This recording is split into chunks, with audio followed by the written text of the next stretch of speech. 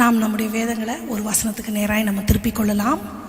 ரோமருக்கு எழுதின நிருபம் 10வது அதிகாரம் 3வது வசனத்தை, முதல் 3 வசனத்தை நான் உங்களுக்காக வாசிக்கிறேன். புதிய ஏற்பாட்டில் 218வது பக்கம், ரோமர் 10வது அதிகாரம் 1 முதல் 3 வசனங்கள். சகோதரரே, இஸ்ரவேலர் ரட்சிக்கப்பட வேண்டும் என்பதே என் இருதயத்தின் விருப்பமும் நான் தேவனை நோக்கி செய்யும் விண்ணப்பமுமாய் இருக்கிறது. தேவனை பற்றி அவர்களுக்கு வைராக்கியம் உண்டென்று அவர்களை குறித்து சாட்சி சொல்லுகிறேன். ஆகிலும் அது அறிவுக்கேற்ற வைராக்கியம் அல்ல. எப்படி என்றால், அவர்கள் தேவ நீதியை அறியாமல் தங்கள் சுய நீதியை நிலைநிறுத்த தேடுகிறபடியால் தேவ நீதிக்கு கீழ்ப்படியாதிருக்கிறார்கள். நான் மூன்றாவது வசனத்தை மறுபடியும் படிக்கிறேன்.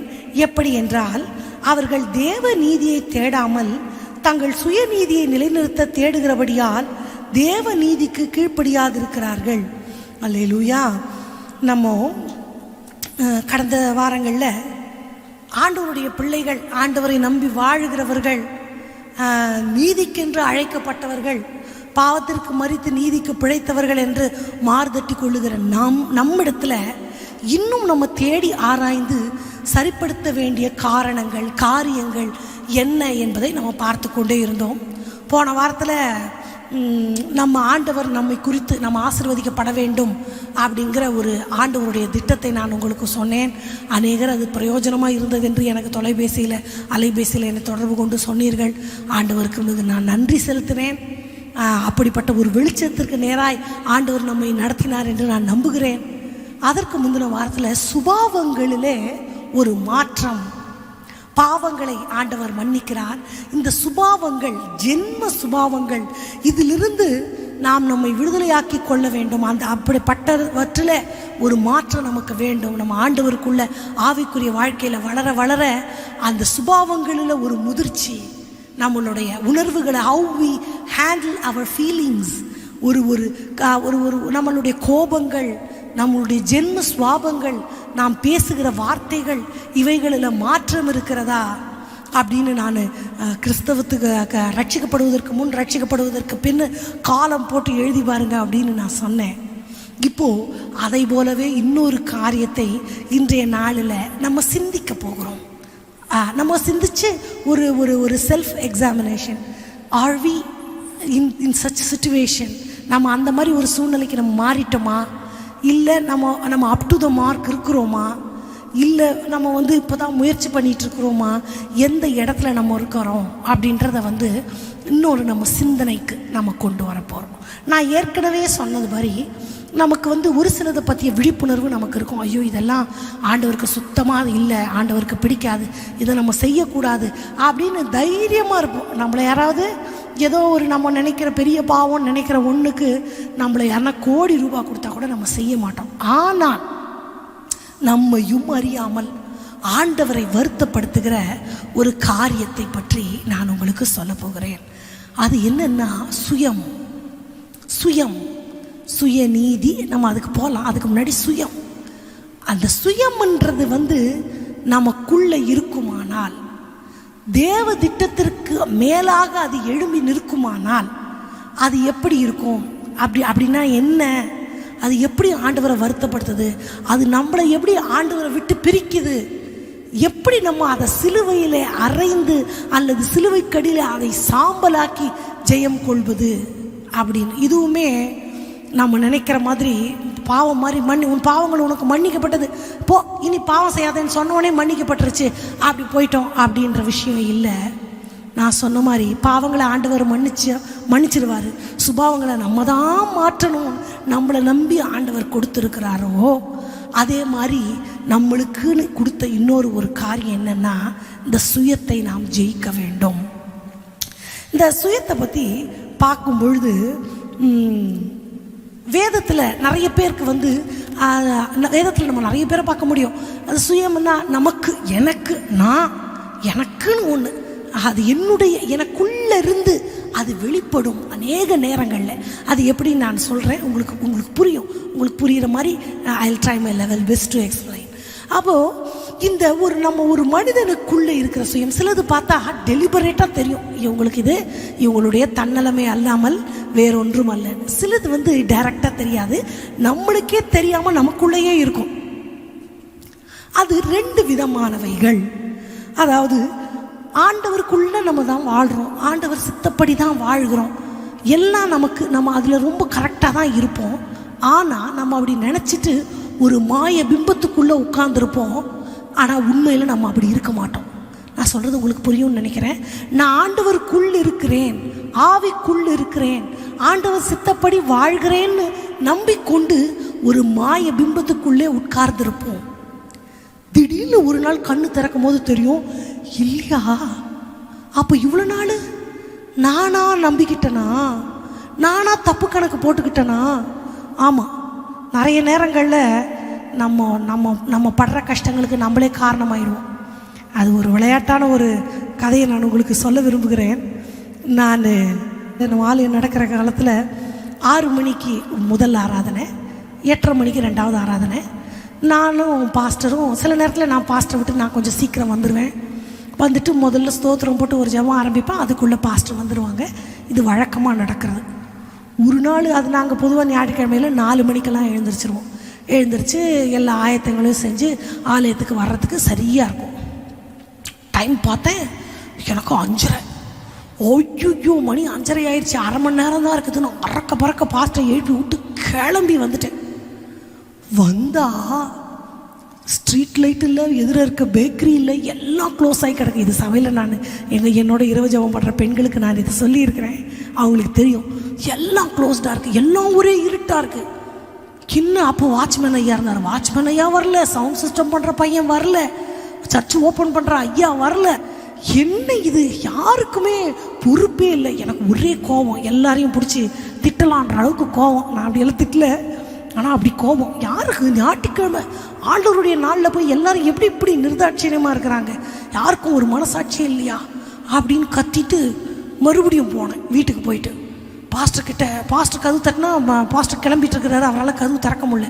திருப்பியும் அந்த குட்டி போட்ட போன மாதிரி வந்து மறுபடியும் எனக்கு ஒரே கோபம். ஒவ்வொருத்தருக்காக ஃபோன் பண்ணலாம், யாருக்கும் ரீச் ஆக மாட்டேங்குது.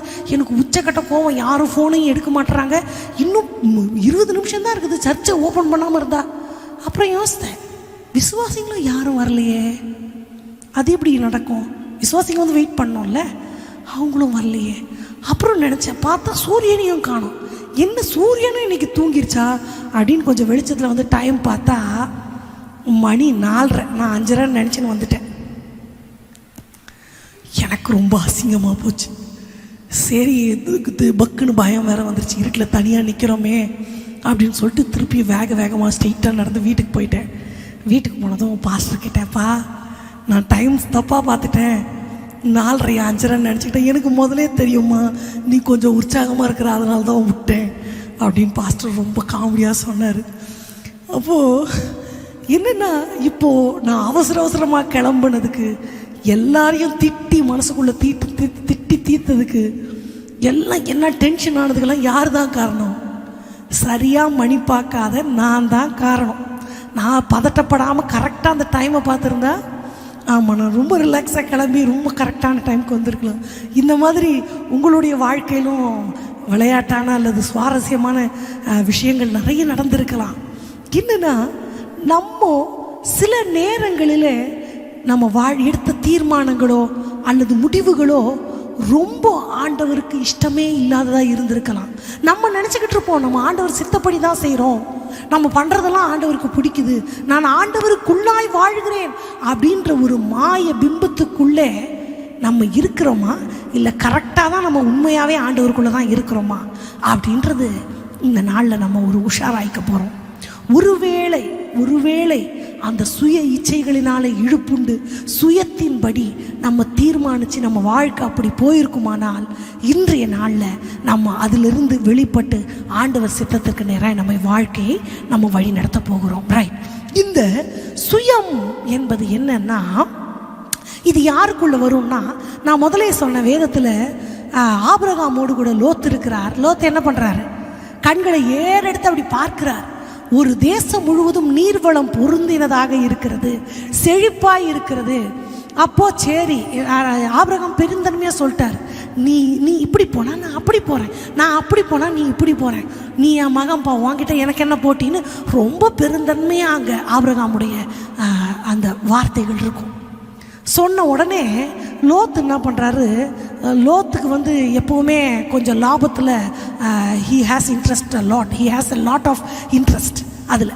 அப்போது அப்படி கண்களை ஏறெடுத்து பார்க்கும்பொழுது நீர்வளம் பொருந்தினதாய் பச்சை பசேல்னு பார்த்தாரு. நமக்கு நிறைய இந்த ஃப்ளாக் இருக்குது, இந்த மந்தை இருக்கிறது, ஆடு மாடுகள் இருக்கிறது, இந்த மாதிரி தண்ணியும் இருக்குது, பச்சை பசேல்னு புல்லும் இருக்குது.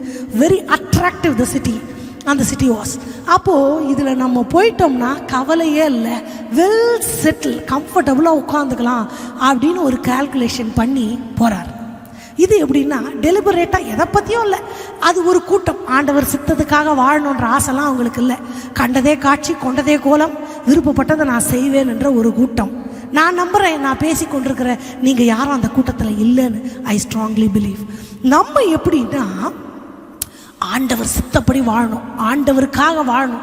இதிலெல்லாம் ரொம்ப கான்சன்ட்ரேஷன் நம்ம எல்லாருக்கும் இருக்கும். ஆண்டவருக்கு பிரியமில்லாத செய்யக்கூடாது அப்படின்னு அந்த கான்சன்ட்ரேஷன் இருக்கும். ஆனாலும் சில நேரங்களில் உள்ளுக்குள்ள இருக்கிற அந்த அந்த மனிதன், பழைய மனிதன் சொல்லிக்கலாமா, பழைய மனிதன், சுயத்தை தரித்து கொண்டிருக்கிற மனிதன், அந்த சுயநலவாதி நம்மையும் அறியாமல் எட்டி பார்ப்பதுண்டு. அவனை எப்படி அடக்குவது, அவனை எப்படி இடங்கண்டு கொள்வது அப்படின்றத நம்ம பார்க்க போகிறோம். அந்த மாதிரி ஒரு ஆள், நம்மளை மாதிரி ஆண்டவரோடு நடக்க விரும்புகிற ஒரு ஆள், அவனுக்கு நிச்சயமாக, நான் உதாரணத்துக்கு இந்த கதையை சொல்லுகிறேன், யாரும் அப்படி எடுத்துக்கொள்ள வேண்டாம். ஒரு கதை தான் இது, கற்பனை கதை தான், ஒரு நகைச்சுவை மிகுந்த ஒரு கதை. அந்த மனிதனுக்கு ஆண்டவருக்கு எனக்கு ஆண்டவர் கொடுக்குற எல்லாவற்றிலும் நான் ஆண்டவருக்கு ஒரு பங்கு கொடுக்கணும்னு ஆசை. அவன் என்ன பண்ணான், போய் ஒரு ரோட்டில் நின்று ஒரு குச்சி எடுத்து தன்னை சுற்றி ஒரு வட்டம், தன்னை மையமாக வச்சு சுற்றி ஒரு வட்டம் போட்டுட்டான். கை நிறைய காசை வச்சு நான் தூக்கி இறைக்க போகிறேன், வட்டத்துக்குள்ளே உழுகிறதெல்லாம் எனக்கு, வெளியே உழுகிறதெல்லாம் ஆண்டவருக்குன்னு. அப்போது நம்மளுக்கு தெரியும், பெரும்பான்மையான பணம் வந்து எங்கே தான் விழும், வட்டத்துக்குள்ளே தான் விழும். இவனை விட இன்னும் பெட்டரான ஒரு ஆள் இருந்தான். அவன் என்ன பண்ணான்னா, நான் நின்று அண்ணாந்து பார்த்து வானத்துக்கு தூக்கி போட போகிறேன், மேலே போகிறதெல்லாம் ஆண்டவருக்கு, கீழே வர்றதெல்லாம் எனக்கு. இது நடக்குமா? நல்ல ஐடியா, உன்னோட ஐடியா அப்படின்னு நமக்கு தோணுது. அப்போ என்னன்னா, எனக்கு தெரியும் நான் ஆண்டவருக்காக வாழ்பவன், ஆண்டவருக்குள்ளாய் வாழ்பவன், வேதத்தின்படி நடக்கிறவன், சட்டதிட்டங்களின்படி நடக்கிறவன், ஏதோ வாழ்கிற வாழ்க்கையில் இப்படித்தான் வாழ வேண்டும் என்று வகுக்கப்பட்ட வாழ்க்கை என்னுடைய வாழ்க்கை என்பது திட்டவட்டமாக பட்டவர்த்தனையாக என் இருதயத்துக்குள்ள தெரியும். ஆனாலும் எங்கேயாவது ஒரு இடத்துல ஒரு டேக்கா, எங்கேயாவது ஒரு இடத்துல ஆண்டவருக்கே நம்ம வந்து ஒரு ஒரு ஒரு தண்ணி காட்டுறோம்னு சொல்லுவோம்ல, தண்ணி காட்டுறோம். அந்த மாதிரி தண்ணி காட்டிட்டு கொஞ்சம் அந்த சுயத்தில் நம்ம முடிவெடுக்கிற சூழ்நிலை. நான் வாலிப பிராயத்தில், என்னுடைய வாலிப பிராயத்தில் என்னோடு கூட இருக்கிற குறையாக சொல்லலை, நான் குறையாகவே சொல்லலை, யாரும் தப்பாக எடுத்துக்காதீங்க, நான் சொல்லும் போது உங்களுக்கு புரியும். அவர்களெல்லாம் சொல்ல ஒரு சாட்சி நான் கேட்டிருக்கிறேன். என்னென்னா, அந்த அபவுட் 20 பொழுது எதிர்கால நம்மளுடைய லைஃப் பார்ட்னருக்காக நம்ம எல்லாம் ப்ரேயர் பண்ணி ப்ரிப்பேர் ஆகிட்டு இருக்கிற ஒரு காலகட்டம். வெளியே சொல்கிறதுக்கு கொஞ்சம் வெக்கமாக இருக்கும், ஆனால் மனசுக்குள்ளே ப்ரேயர் பண்ணணும், இப்படி இருக்கணுன்ற அந்த ஒரு திட்டங்கள் எல்லாம் மனசுக்குள்ளே இருக்கும். அப்போது எங்களை விட அண்ணன்மார் அக்காங்கெல்லாம் சொல்கிற சாட்சியை நான் கேட்டிருக்கிறேன். அதாவது ஒரு பேப்பர் எடுத்துக்கணும், பேப்பர் எடுத்து, இப்போ நான் ஒரு பொண்ணுன்னா என்னோட லைஃப் பார்ட்னர் எப்படி இருக்கணும்னா, முடி இப்படி, கலர் இப்படி, ஹைட்டு இப்படி, வெயிட்டு இப்படி, இன்கம் இப்படி, டேலண்ட்டு இதெல்லாம் இருக்கணும், இப்படி இருக்கணும், இப்படி இருக்கணும், என்னெல்லாம் நம்ம கற்பனை பண்ணுறோமோ அப்பியரன்ஸ்லேருந்து அபிஷேகம் வரைக்கும் எல்லாத்தையும் ஒரு பேப்பரில் எழுதி அதை தொட்டு தொட்டு தொட்டு தொட்டு ஜாம் பண்ணுமாமா. அவங்க சொன்னது. நிறைய கல்யாணம் ஆனவங்களும் அந்த சாட்சியை சொல்லியிருக்காங்க. நான் என்ன ஜெபிச்சனோ அதே தோற்றத்தில், நான் கற்பனை பண்ணியிருந்தால் அதே உருவத்துலலாம் ஆண்டவர் எனக்கு லைஃப் பார்ட்னர் கொடுத்துருக்கிறாரு. So pray for your life partner. இந்த சாட்சி கேட்குறதுக்கு ரொம்ப அப்படி நடக்குமா, இஸ் இட் பாசிபிள்னு நம்ம மனசில் தோணும். நம்மளும் பண்ணலாமே. ஆண்டவர் நான் கேட்கறது என் நாமத்தில் நீ எதை கேட்டாலும் தருவேன் ஆண்டவர் சொல்லியிருக்கிறாரு. நம்ம ப்ரேயர் பண்ணுறதுல என்ன இருக்குது? நம்ம யாரையும் லவ் பண்ணல, ஒன்றும் பண்ணலை. நம்ம ஒரு பரிசுத்தமான இந்த தோற்றத்தில் வேணும்னு நம்ம கேட்கறதுல என்ன இருக்குது? தோற்றமும் முக்கியம் இல்லையா? அப்படின்னு இந்த சாட்சிகள் எல்லாம் கேட்கும் பொழுது நம்மளும் அப்படி ப்ரேயர் பண்ணால் என்ன அப்படிங்கிற ஒரு எண்ணங்கள் எல்லாம் இருதயத்துக்குள்ளே எல்லாருக்குமே வந்திருக்கு. நீங்களும் அப்படிப்பட்ட சாட்சிகளை கேள்விப்பட்டிருக்கலாம். நீங்கள் கூட அந்த மாதிரி உங்களுக்கு அனுபவம் இருக்கலாம். நான் எதையும் தவறுன்னு சொல்லலை, தவறுன்னு சொல்லவே இல்லை. நம்ம ஜெபிக்கிற ஜெபங்களுக்கு ஆண்டவர் பதில் சாய்க்கிறார். என் வாழ்க்கையிலும் செஞ்சிருக்கிறாரு. I strongly believe. ஆனால் here I have a question. எனக்கு இந்த தோற்றம் பிடிக்கும், எனக்கு இந்த திறமை இருந்தால் பிடிக்கும், எனக்கு எனக்கு எனக்குன்னு என் விருப்பப்படி நான் எழுதுகிற லிஸ்ட் அவுட்டில் ஒரு சுய விருப்பம் இருக்கிறதா இல்லையா? ஐ have a question mark here. இருக்குது இல்லை, ஏதோ ஒரு சுயம் இருக்குது இல்லை, இல்லைன்னெல்லாம் நம்ம சொல்லவே முடியாது. இதை தான் நான் சொல்ல வருகிறேன். ஆண்டவரோடு வாழ வேண்டும் என்று முடிவெடுத்து அவருக்கென தன்னை சேவகம் எழுதி கொண்டு அந்த நுகத்தடிக்குள்ள நான் வந்துடுறேன், இனி நீங்க சொல்றபடி நான் செய்வேன் அப்படின்னு வாழ்க்கை அமைக்கிறவர்களுக்கு இந்த ஜெபம் ஏற்புடையது அல்ல அப்படின்னு நான் நினைக்கிறேன். பாஸ்டர் அடிக்கடி சொல்வாரு, ஃபார்மில் நீங்கள் ஃபில்லப் பண்ணாதீங்க, ஆண்டவரே நீங்கள் ஃபில்லப் பண்ணி ஆண்டவரை போய் சைன் போடுங்க, ஆண்டவரே சைன் போடுங்க ஆண்டவரேன்னு சொல்லாதீங்க. அந்த அப்ளிகேஷனே ஆண்டவர்கிட்ட கொடுத்துருங்க, ஆண்டவரே ஃபில்லப் பண்ணட்டும். நான் திருமண வாழ்க்கையை மட்டும் சொல்லலை, எல்லாவற்றையும் பிறப்பிலிருந்து இறப்பு வரைக்கும் வாழ்க்கையில் நடக்கிற எல்லாவற்றையும் சொல்லுகிறேன். அப்போது ஆண்டவர்கிட்ட கொடுத்து ஆண்டவரே எழுதி ஆண்டவரே ஃபில் பண்ணி ஆண்டவரே சைன் போட்டு இந்தா மகன் அப்படின்னு கொடுக்குற ஒரு வாழ்க்கை. இந்த ரெண்டு வாழ்க்கையில் சுயம்ன்றது சுத்தமாக சாகடிக்கப்பட்ட பேட்டர்ன் எது? இதை தான் இந்த நாளில் நம்ம யோசிக்க போகிறோம். நான் சொல்வது உங்களுக்கு நன்றாக புரியும் என்று நான் நம்புகிறேன். இந்த எனக்குன்றது என்ன தெரியுமா? ஒரு ஐஸ்வர்யமான வாலிபன் ஒருத்தன் வரான், நித்திய ஜீவனை பெறத்துக்கு நான் என்ன பண்ணணும், நான் ஐஸ்வர்யத்தை குறித்து பேசும்போது இதை நான் உங்களுக்கு சொல்லியிருப்பேன். நான் வேறு விஷயம் இப்போ சொல்ல போகிறேன். அப்போது எனக்கு என்ன, ஆமாம் நித்திய ஜீவன் பெற நான் என்ன செய்யணும், கற்பனைகளை கை கொண்டு எல்லாத்தையும் நான் அதை ஃபாலோ பண்ணிகிட்ருக்கேன். அப்படியா, உன் ஐஸ்வர்யங்கள் எல்லாம் விற்று தரித்திரக்கு கொடுத்துட்டு வா. அவன் வருத்தத்தோடு போயிடுறான். இது உலக பிரகாரமான ஐஸ்வர்யம் சம்பத்தை குறித்து டெலிபரேட்டாக சொல்லுது. இன்னொன்னே ஆண்டவர் சொல்கிறார், ஐஸ்வர்யவான் ஊசியின் ஒட்டகம் ஊசியினுடைய காதில் நுழையிறது மாதிரி அரிதாக இருக்கும், பணக்காரன் பரலோக ராஜ்யம் வருவது கொஞ்சம் கஷ்டம். அதனுடைய விளக்கமெல்லாம் நம்ம பார்த்தோம். அப்படின்னு சொன்ன உடனே ஆண்டவரோடு இருக்கிற பேதுரு கேட்குறாரு, என்ன கேட்குறாருன்னா, நாங்கள் எல்லாவற்றையும் விட்டு உம்மை பின்பற்றினோமே, எங்களுக்கு என்ன கிடைக்கும்? இந்த வார்த்தையை நான் உங்களுக்கு மறுபடியும் சொல்கிறேன், எங்களுக்கு என்ன கிடைக்கும்? இது ஒரு ஸ்டேட்மெண்ட் இல்லை அவர்கிட்ட. நான் மட்டும் ஆண்டவராக இருந்தால் என்ன சொல்லியிருப்பேன்? நான் என்ன தெரியுமா சொல்லியிருப்பேன்? ஃப்ராங்காக சொல்கிறேன், ஒன்றுமே கிடைக்காது, உள்ளதையும் இழந்து விட்டு நடுத்தெருவில் நிற்பாய் அப்படின்னு சொல்லியிருப்பேன். என்ன கிடைக்கும் என்ன கிடைக்கும், இதுவே சில நேரங்களில் நமக்கு. ஆனால் அங்கே நான் ரிப்ளை பண்ணணும்னு சொல்கிற மாதிரி ஆண்டவர் அங்கே ரிப்ளை பண்ணல. அங்கே ஆண்டவர் சொல்கிறாரு, நியாயம் தானப்பா, நீ எல்லாத்தையும் விட்டு எனக்காக வந்தல, நீ கவலைப்படாத. மனுஷகுமாரன் பூமியில் ஆளுக மறுஜென்மத்தில் ஆளுக செய்யும் பொழுது நீ என் கூட சிங்காசனத்தில் உட்காந்துருப்பப்பா, நீ என் கூட ஈக்குவலாக இருப்ப. இப்போ நான் எஜமானா, நீ சீசனாக கூட இருக்கலாம். அப்போ நீ நானும் ஒரே சீட்டில் உட்காந்து ஒன்றா நம்ம ஆளுகை செய்வோம். என் நிமித்தம் மனைவிய பிள்ளைங்களை எதை நீ இழந்திருந்தாலும் 100 தனியாக நீ பெற்றுக்கொள்வ அப்படின்னு ஆண்டவர் அங்கே செட்டில்மெண்ட் பேசுகிறாரு. அப்போது எனக்கு என்ன கிடைக்கும், இந்த கேள்வி நமக்குள்ள வரும். எனக்கு என்ன கிடைக்கும்? ஆண்டவரை நம்பி நம்பி எனக்கு என்ன கிடைத்தது? நான் கிறிஸ்தவர் அல்லாதவர்கள் மத்தியில் நான் ரொம்ப இருந்திருக்கிறேன். அவங்க பேசுகிறத கேட்டிருக்கிறேன். உங்கள் சர்ச்சுக்கு வந்தால் எவ்வளோ காசு கொடுப்பீங்க? இயேசுநாதர் கோயிலுக்கு போறியோ, உனக்கு அங்கே எவ்வளோ பணம் கொடுத்தாங்க? எனக்கு அது சிரிப்பாக இருக்கும். நம்ம எங்கே கொடுக்க முடியும், நம்ம எவ்வளோ கொடுத்துட முடியும்? ஆனால் ஆண்டவர் சொல்கிறாரு, ஆண்டவர் அப்படி சொல்லலை, ஒன்றும் கிடைக்காது போன்னு சொல்லலை.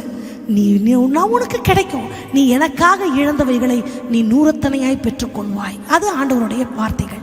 இங்கே நான் பேதுருவுடைய வார்த்தைக்கு வர்றேன். எனக்கு என்ன கிடைக்கும், எனக்கு என்ன கிடைக்கும்னா ஆண்டவருடைய பதிலில் அவர் சாட்டிஸ்ஃபை ஆகிருக்கலாம். ஆனால் அவர் எதை மீன் பண்ணி கேட்டிருப்பார்? ஐஸ்வர்யவான் வரான், ஆண்டவர்கிட்ட பேசுகிறான், உன் ஐஸ்வர்யத்தெல்லாம் விட்டு எல்லாத்தையும் கொடுத்துட்டு ஒன்றும் இல்லாமல் வான்றார் ஆண்டவர். முடியலன்னு வருத்தத்தோடு போயிடுறான். போனதுக்கப்புறம் இவங்க ஐஸ்வர்யவான் பரலோக ராஜ்யத்தில் போகிறது பயங்கர கஷ்டம் அப்படின்னு ஆண்டவர் சொல்லி முடிச்சிட்டாரு. எனக்கு என்ன கிடைக்கும்? ஐயோ, அப்போது அவருடைய மென்டாலிட்டி நான் கெஸ் பண்ணுறேன். அவருடைய மென்டாலிட்டி என்னது, ஐஸ்வர்யவான் பரலோகத்துக்கு போக முடியாதா? ஐயோ, தொழிலெல்லாம் விட்டுட்டுல நான் வந்தேன். நீங்கள் 12 பேரை வச்சு சாப்பாடு போட்டுட்டு இருக்கிறீங்களே, வரி கட்டுறீங்க, உங்ககிட்ட எல்லாம் இருக்கும், நிறைய ஐஸ்வர்யவான்கள்லாம் உங்களுக்கு பணத்தை கொடுக்குறாங்களே, இதெல்லாம் கண் கூட நின்று பேதுரு பார்க்கிறார். அப்போது உங்ககிட்ட வந்தால் ஏதோ ஒரு நிலம் கொடுப்பீங்க, இல்லை அட்லீஸ்ட் ஒரு போட்டாவது தருவீங்க, என்னோட பிஸ்னஸை அடுத்த கிரேடுக்கு கொண்டு போய்க்கலாம் அப்படியெல்லாம் நினச்சனே. நீங்கள் என்னடான்னா பொசுக்குன்னு ஐஸ்வர்யவான் வந்து பரலோகத்துக்கு வர்றது கஷ்டம்னு சொல்லிட்டீங்களே. அப்போ நாங்கள் எல்லாத்தையும் விட்டுட்டு வந்தோமே, எங்களுக்கு என்ன கிடைக்கும் அப்படி கேட்ட மாதிரி எனக்கு தோணுச்சு. அப்போது நான் என்ன சொல்கிறேன், நமக்குமே இந்த பூமிக்குரிய ஆசீர்வாதங்கள் எல்லாமே கடவுள் கொடுக்கறதா, அதில் எந்த ஒரு எனக்கு சந்தேகமும் இல்லை. ஆனால் சில நேரங்களிலே சில சூழ்நிலைகளிலே உள்ளான அந்த பூமிக்குரிய மனிதன் பூமிக்குரியவைகளை, கீழானவைகளை, இக்காலத்துக்குரியவைகளை யோசித்து கொண்டே கீழே பார்த்து வேதம் இந்த பூமிக்குரியவைகளையே பார்க்குறவங்களுக்கு ஒரு பேர் சொல்லியிருக்கு. வேதம் அப்படி சொல்லி திட்டுது. நான் இல்லை, பன்றி என்ன பண்ணும், நிமிந்து மேலேயே பார்க்காது, கீழேயே தான் பார்த்துட்ருக்கோம். ஒருவேளை நம்ம அந்த மாதிரி ஒரு மென்டாலிட்டியில் இருக்கிறோமா, பூமிக்குரியவைகள், உலகத்துக்குரியவைகள், நான் என்னத்தை உண்மை, என்னத்தை உடுப்பேன், எனக்கு என்ன கிடைக்கும், எனக்கு சொத்து இருக்குதா, ஒன்று இருக்குதா, சமுதாயத்தில் அங்கீகாரம் இருக்குதா, இப்படி கீழேயே பார்த்துக்கிட்டு இருப்போமானால் வேதத்தில் ஒரு வார்த்தை இருக்குது, அது எனக்கு ஞாபகம் வருது. நித்திய ஜீவனை பற்றி யோசிக்க தெரியாமல் ஏற்கனவே பண்ண பாவங்களை திரும்பிக்கிட்டு அதையே கீழே பார்த்துக்கிட்டு இருக்கிறவங்கள 2 பேதுரு முதல் அதிகாரத்தில் அவர்கள் கண் சொருகி போன குருடர்கள்னு சொல்ல வேதம் வந்து என்ன சொல்லுதுன்னா, கண் சொருகி போன குருடர்கள்னு. இதனுடைய எக்ஸாக்ட் மீனிங்லாம் எனக்கு தெரியலை, ஆனால் நான் கற்பனை பண்ணுறதை உங்களுக்கு சொல்கிறேன். குருடர்னா 2 கண்ணும் தெரியாது, 2 கண்ணுமே சுத்தமாக தெரியாது. அவங்க கோல் பிடிச்சி இன்னொருத்தர் அவங்கள கைட் பண்ணால் தான் முடியும். கண் சொருகி போன குருடர்னா, கண் சொருகும் போது எப்படி இருக்கும்னா, இங்கே இருக்கிற இந்த இமை வந்து கீழே போயிடும், இப்படி போயிடும். கண் தூங்கும்போது அந்த இமை கீழே, அப்போது இமைகள் இப்படி கீழ் நோக்கி பார்க்குதுன்னா அவங்களால இமையை உயர்த்தி மேலே பார்க்க முடியாது, அதெல்லாம் குருடாயிருச்சு. இதுக்கு மட்டும்தான் கண்ணு திறந்துருக்கு, கீழே உள்ளதை இப்படியே தான் பார்ப்பாங்க அவங்க கண்ணு. நானா சொல்கிறேன், இப்போ கண் சொருகி போன குருடன்னா மேலானவைகளை பார்ப்பதற்கு அவன் கண்கள் குருடாக்கப்பட்டது. சொருகி இருக்கு அப்படின்னா கீழே மட்டும் இப்படி பார்த்துக்கிட்டே இருப்பான். அவனுக்கு தேவையெல்லாம் இந்த உலகத்துக்குரியவைகள் தான்.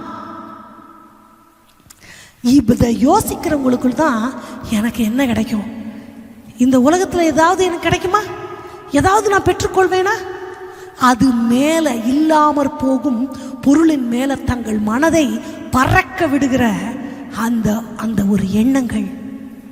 தேவைக்காக சில பேர் தேவைக்கு கூட தேவனை பார்க்க மாட்டாங்க, கீழேயே தான் அவங்க சிந்தைகள் எல்லாம். பூமிக்குரியவைகள், மனுஷனுக்குரியவைகள், அவங்க என்ன பண்ணுறாங்க, இவங்க என்ன இதுவே தான். ஆனால் இங்கே இந்த லோக்கல், இந்த உலகத்துக்குரிய லோக்கலான செட்டில்மெண்ட்டை பற்றி பேசினாரோ என்னவோ தெரில பேதுரு. ஐஸ்வர்யத்தை பற்றி பேசின உடனே ஐயோ எங்களுக்கு என்ன ஆண்டவரே கிடைக்கும் இப்படி சொல்லி போட்டிங்களே. ஆனால் ஆண்டவர் சொல்கிறாரு, 100 தனியாக நீ பெற்றுக்கொள்வ, இமையில மட்டும் இல்லை, நீ என் கூட ஆளுகை செய்வ. என்ன ஆண்டவருடைய தாட்டெல்லாம் ரொம்ப தூர பார்வை, ஆண்டவருக்கு தூர பார்வை, என் ஆண்டவருடைய பார்வை இன்றைக்குரியவைகள் அல்ல, இனி எதிர்காலத்தில் கற்பனை பண்ண முடியாத, நான் கிரகிக்க முடியாத உன்னதத்திற்குரிய ஆசீர்வாதங்களை எனக்கு ஆண்டவர் வைத்திருக்கிறார். நம்மளோ சுயமாக கண் சொருகி போனவர்களை போல கீழே உள்ளவைகளையே நோக்கி கொண்டிருக்கிறோம். இந்த சுயம் தலை தூக்கும் பொழுது 2 காரியங்களை நம்ம செய்கிறோம். அது என்னன்னா, நான் முதலே சொன்னேன், ஆண்டவருடைய சித்தத்துக்குள்ளாக வாழுகிறவர்களை பற்றி நான் பேசிட்டு இருக்கிறேன். ஆண்டவரே இல்லை, நினச்சதை நான் செய்வேன், ஆண்டவருக்கும் எனக்கு எந்த சம்மந்தமும் இல்லைன்ற அப்படிப்பட்ட கூட்டத்திற்கு நான் பேசவில்லை. ஆண்டவரோட வாழணும், ஆண்டவரோடு இருக்கணும்னு ஆசை, இன்னும் நான் அடுத்தபடி ஆண்டவர்கிட்ட நான் போகணும் அப்படி ஆசைப்படுற கூட்டத்திற்காக நான் பேசி கொண்டிருக்கிறேன். நான் நம்புகிறேன் நம்ம எல்லாரும் அதில் தான் இருப்போம். நம்ம 2 காரியங்களில் நமக்குள்ளே இருக்கிற சுயம் வெளிப்பட நம்ம வாய்ப்பு கொடுக்குறோம். என்னன்னா, நம்பர் 1 நான் சொன்னேன், ஆண்டவர் சித்தத்துக்குள்ளே வாழ்கிறோம். இதை விட்டுட்டு நம்ம வெளியே நகர்ந்துருவோம். ஆண்டவர் சித்தத்திற்கு விலகி ஓடி விடுவோம். தெரிஞ்சும் போவோம், தெரியாமையும் போவோம், எப்படின்னு நான் சொல்கிறேன்.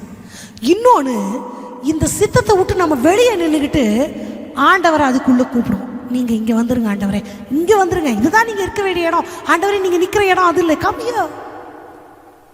நான் உங்களுக்கு மறுபடியும் சொல்கிறேன், 2 விதங்களிலே தேவனுக்குள்ளாய் வாழுகிற கூட்டம் சுயத்தை முன்வைத்து ஆண்டவரை விட்டு விலகுகிறது. ஒன்று, சித்தத்திற்குள்ளாய் வாழ்வதை விட்டு வெளியே செல்லுவது. நம்பர் 2, நாம ஒரு இடத்துல நின்றுக்கிட்டு ஒரு வட்டத்தை போட்டுக்கிட்டு அந்த வட்டத்துக்குள்ள ஆண்டவரை வரவழைப்பது. இது 2மே நம்ம அறியாமலும் செய்கிறோம், அறிந்தும் சில நேரங்களில் நம்ம செய்கிறோம். ஆனால் இதை குறித்த ஒரு வெளிச்சம் நம்ம இருதயத்துக்குள்ளே வரும்பொழுது நம்மளுக்கு கொஞ்சம் அலாரம் அடிக்கும். ஓ, இதை பண்ணக்கூடாதுன்னு. வேதத்துலேயும் அதுக்கு ஆதாரங்கள் இருக்கிறது. ஒவ்வொன்றாய் நான் உங்களுக்கு சொல்லுகிறேன். முதலாவது, தேவ சித்தத்தை விட்டு தேவனோடு வாழுகிறவர்கள் விலகி செல்வது. இதுக்கு உங்களுக்கு தெரிந்த உதாரணங்கள்ன்றனால நான் வேதத்தை எடுத்து படிக்கலை. உங்கள் எல்லாருக்கும் தெரிந்த காரியம். நம்ம யோனாவை நம்ம எல்லாருக்குமே தெரியும். ஆண்டவர் அவரை போக சொன்னது நினிவேக்கு, ஆனால் அவர் போனது எங்க? தர்ஷீஸுக்கு. நாங்கள்லாம் சின்ன பிள்ளையில யோனா சொல்லாம போனா போனா சொல்லாம யோனா அப்படிலாம் பாட்டு பாடுவோம். யோனா கீழ்ப்படியாமைக்கு ஒரு உதாரணம். ஆண்டவர் வார்த்தைக்கு கீழ்ப்படியாமல் போனார், எல்லாம் ஓகே. ஆனால் அவர் ஏன் போல? நம்ம எல்லாருக்கும் தெரிஞ்ச விஷயம்தான். நினிவே ஜனங்கள், அது அசீரியருடைய பட்டணம், அவர்கள் மகா கொடுமையான மனிதர்கள். நீங்கள் உங்களுக்கு தெரியும், வேதத்திலேயே ஒரு ராஜாக்கு ஒருத்தன் துர்ச்செய்தி கொண்டு வந்தான்னா அவன் உயிருக்கு உத்தரவாதம் கிடையாது. இன்னொருத்தனை கூப்பிட்டு அவன் மேலே பாஞ்சு அவனை வெட்டி போட்டுருவாங்க. வேதத்தில் அதுக்கு நீங்கள் படிச்சிருப்பீங்க. அந்த மாதிரி இப்போ நினிவேவை போய் நீங்கள் வாழ்ந்து நல்லா இருக்க போகிறீங்கன்னு சொல்கிறதுக்காக ஆண்டவர் யோனாவை அனுப்பலை. ஆண்டவர் சொல்கிறாரு, உங்களை அழிக்க போகிறாரு, தேசத்தை அழிக்க போகிறாரு அப்படின்ற ஒரு துர்ச்செய்தியை அந்த ஜனங்களுக்கு விரோதமாக, அது எச்சரிப்பு தான், ஆனால் அது சொல்லணும். அதுதான் நீ உரைக்க போகிற தீர்க்கதரிசனம் எப்போ அடுத்து நடக்க போகுது, இதை சொல்லணும். அந்த ஜனங்க மகா கொடுமையான ஜனங்கள், முரடர்கள்.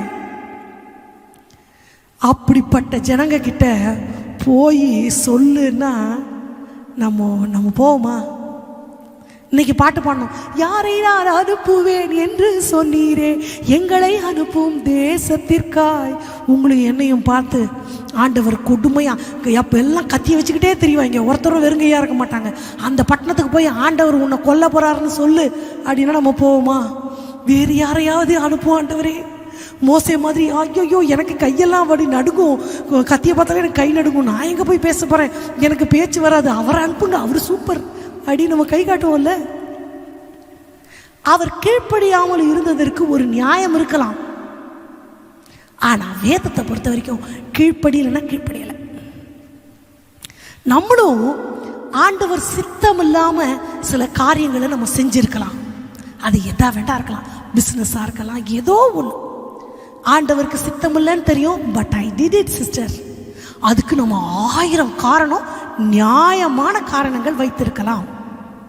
எல்லா காரணமே அக்செப்டபிள். யோனா நினிவேக்குள்ள போகாததுக்கு அவங்க சொன்ன காரணம் ரொம்ப கரெக்டு தானே. நீங்க அசிரியர்களை போய் படிச்சு பாருங்க. நிம்ரோத் பலத்த வேட்டைக்காரன், அவன் மோசமான மனிதன், அவன் தான் அந்த பட்டணத்தையே கட்டுறான். நீங்க ஹிஸ்டரியை போய் படிச்சிங்கன்னா அவன் எப்பேற்பட்டவன் தெரியுமா? அவனை பற்றி ஹிஸ்ட்ரிலாம் நான் சொல்லியிருக்கிறேன், நான் சபையில் உள்ளவங்க எல்லாருக்கும் சொல்லியிருக்கிறேன். அவர் மூத்த குழந்தைகளை சுண்ணாம்பு கல்லை, அவருடைய மூத்த குழந்தைய அந்த குழந்தையோட வயிற்றில் கொன்று, அந்த சுண்ணாம்பு கல் அந்த குழந்தை உடம்புல உள்ள மாய்ச்சர் எல்லாம் சக் பண்ணிடும். அப்போ இயற்கையான முறையில் பதப்படுத்தப்பட்ட அந்த குழந்தை உடலை வீட்டை வச்சுட்டு இதுதான் தெய்வம் அப்படின்னு வணங்க வச்சு சொன்னார்.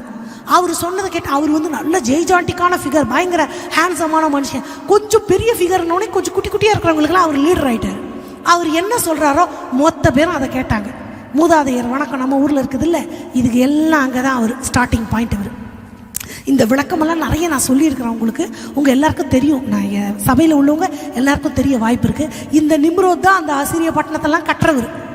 அப்போது இவரே அவ்வளோ மனசாட்சி இல்லாத கொடூரமான ஒரு க்ரூவல் பர்சனாக இருப்பார்னா அந்த ஜனங்க எல்லாருமே முரடர்கள் தான், கொலைக்கு அஞ்சாதவர்கள். அவங்க கிட்ட போய் தீர்க்க தரிசனம் உரைங்கன்னா யோனா எப்படி இருந்திருக்கும் நீங்கள் நினச்சி பாருங்க. நம்மளா இருந்தால் போவோமா?